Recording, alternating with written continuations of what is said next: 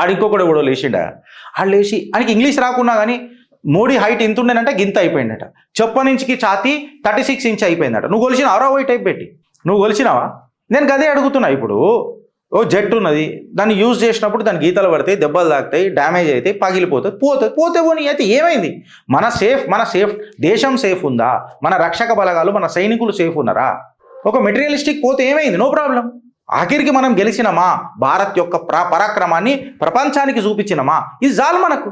అది వేరే విషయం. ఇప్పుడు రాహుల్ గాంధీ ఉన్నారు, ఈ పెద్ద మనిషి, ఆయనని కాంగ్రెస్ ఎప్పుడు చక్కగా యూజ్ చేయలే, అందుకే ఆయన ఎప్పుడు డ్యామేజ్ కాడు, అట్లనే ఉన్నాడు చక్కదనంతో.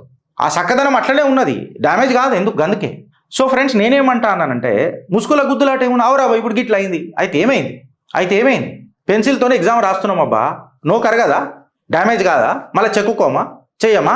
ఐ మీన్ ఎందుకు మనం డిప్లొమాటిక్గా పోవడు? ఈ అసంతృప్తి ఖతం చేస్తుంది.